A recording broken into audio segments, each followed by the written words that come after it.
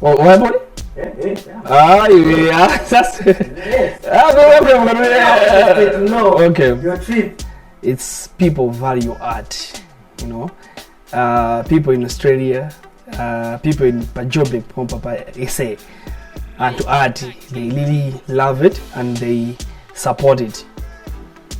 Most people, I remember when I went to Australia, no one was sharing music, even like videos or anything, just like let's say on WhatsApp or something. I remember I met this guy and he was listening to sound music, you know. So I was like, okay, what's the artist, what's his name and stuff. Then he was like, here's his link to Spotify, you know. So he just sent me the link. That time I think I didn't know much about Spotify because that was I think 2-3 years ago. Then I was like, oh, okay. So that's like I had to subscribe to listen to some artist. Well, if it was in Malawi, I'm pretty sure I was like, sure, let me send you on WhatsApp or something, you know.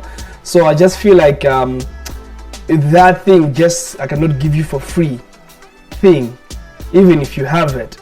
It's what I think made industry like outside to be where it is right now.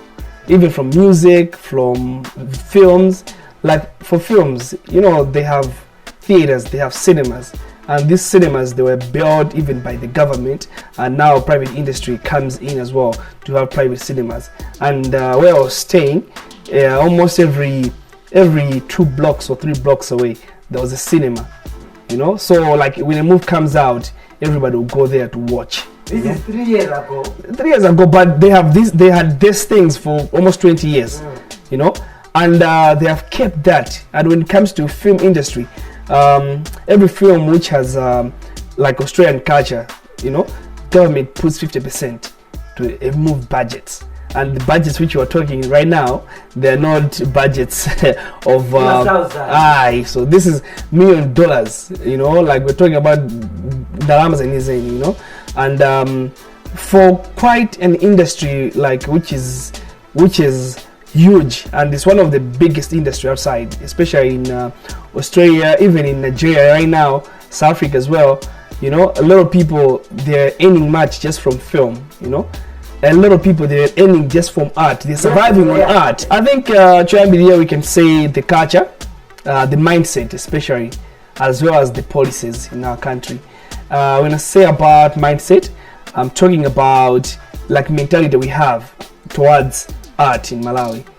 I think when there is switch from analog to digital, I felt like there wasn't proper transition, even like for people how they can access the music from the CDs, from Matepi, from you know, all those things. Now, like a lot of people were like, okay, we'll be able to watch films for free or probably listen to music for free, and you ended up like a lot of people now were just sharing music, and up to now it's hard for a person to buy a song, you know, because they're used to that. So only if we can change that mindset, only if we can change that culture, then I'm pretty sure that our artists, they'll be able to survive. We have seen how the other industry, other countries, look at SA, it was on lockdown for almost half a year, you know, no shows, no events, but look at the artists like Casper. He has even prospered more because of streaming, you know. Because once people stream his music on Spotify, on iTunes or what, that's money for him. But now look here in Malawi, a lot of people now are going for free websites to download the songs or probably sharing on WhatsApp. So for the movie industry, which is just coming up in Malawi, the earlier the better we change the mindset that film is not just something which you can access for free. And we're talking about drama Zambia when it comes to film. I cannot exactly say the figure because even right now we're still pushing in terms of promotion and the like.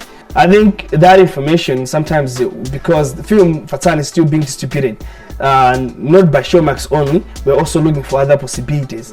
So as much we're still spending, we need to even tell the guys which are coming on board that okay, we spend on this, and if you're still spending now, we can say now because they can use that against us as well. So yeah, but we have spent millions of kwacha on Fatsani. First of all, people have to know that Fatsani film is self-funded film. it was solely produced by HT Press Creations. In 2019, we wanted to do a short film of Fatsani, and when we shot only 10 minutes, if not 15 minutes of the film, we were like, I know what, let's just do a trailer. Probably people can help us find money to shoot the whole film. So in 2019, we released the trailer of Fatsani, and a lot of people were like, wow, this is nice, and a lot of people motivated us, and we were like, oh, now there's demand. A lot of people, they're looking for this film. But now we didn't have the money to shoot the whole film, as we only shot like 10 minutes of the film. So we started going door by door, looking for money to shoot this film, you know. So some people showed interest, some people helped us, but also we got an opportunity to get something from the bank, which Standard Bank helped us as well to shoot this film, Fatsani. So we used that money as a loan to shoot Fatsani, and we shot it in 2020 actually. So in 2019 we only shot a trailer, like 10 minutes of the film. So imagine a trailer came out before we shot the film. A lot of people, we only shot like 10 minutes of the film. We only shot the market scene and the house scene of Fatsani, only 2 scenes. So we released the first trailer. Then because of the hype, we were like, you know what, I think we can do much. We can do a jump film here, don't, because a lot of people, they showed interest that they wanted this film. Then in 2020, that's when we went back on set. We shot half of the film, and also we learned out of fans. As I said, it costed us a lot, you know. Then we were on break for 2-3 months. Then towards the end of the year, actually 2021, that's when we finished Fatsani. So we were on break of almost 6 months as well. We finished the film in 2021, I think in March. Yeah, I think in March, somewhere there. Then we went to post-production, and I think by April, that's when we did the first premiere of Fatsani at BICC, and people came, they supported us. We really appreciate the companies that came, you know. So that's the backstory of Fatsani.